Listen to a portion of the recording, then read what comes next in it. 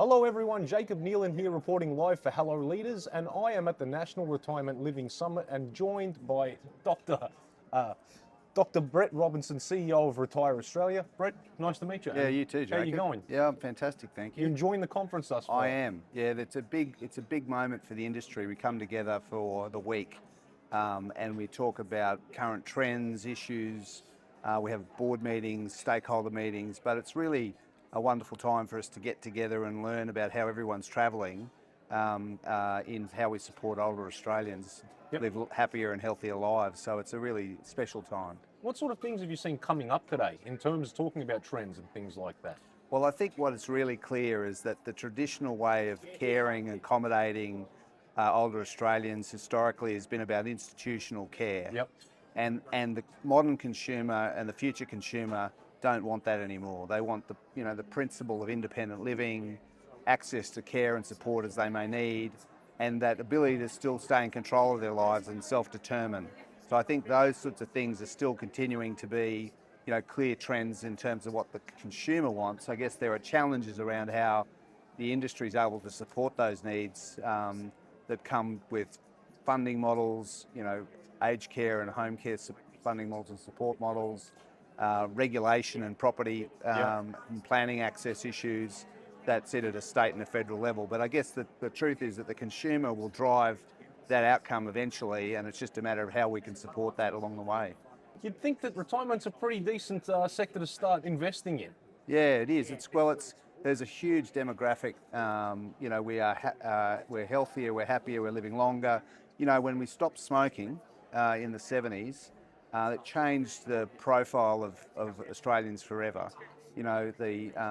People dying of lung disease and of heart disease has significantly shifted. Now people are living longer, and they're going to be impacted by cognitive decline, and cancer are probably the major mechanism for which people will pass away as they age as to where they were. So I think that those shifts are meaning that we are looking after people longer, they're living longer, and their support needs are different. Do you find it difficult walking that tightrope between providing care to someone living in retirement? Because, obviously it's a place where people come to live and thrive as they grow older, and sometimes that care element can scare them off, but you do want people protected.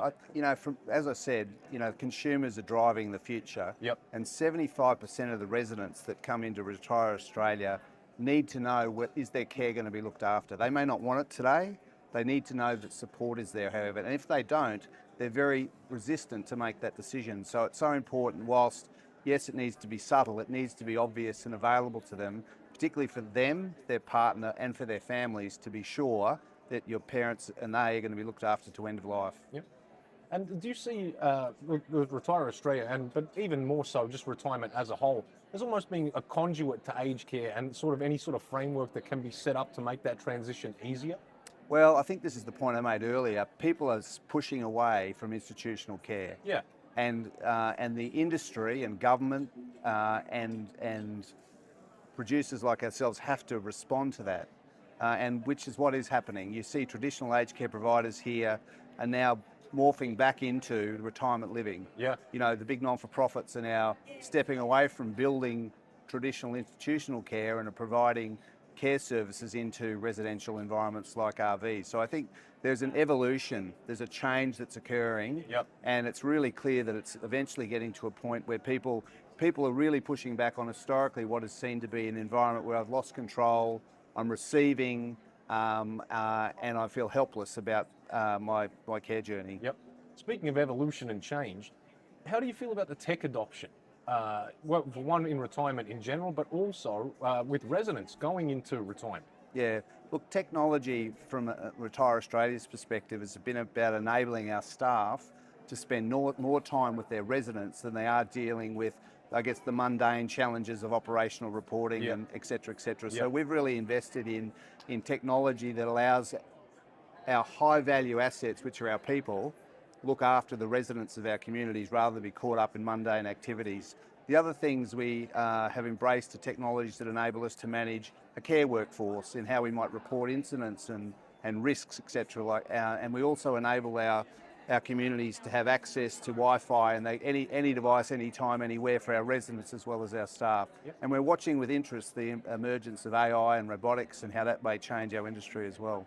In terms of change and things going on, how do you see things evolving in terms of the needs and wants of residents? Obviously, every generation is different, but do you think for retirement that people coming in the next generation are going to have a lot different needs and requirements and wants? I think there's an ever-emerging expectation of more. So, and particularly for those that are paying and have means to pay. Yep. And as the aged care sector moves to a more user pay environment, consumers are going to be more critical of what services they're paying for and the quality of those. So I think that industry needs to respond to that, and you have to respond to the consumers and their feedback and make sure you're fit for purpose or you're not going to succeed.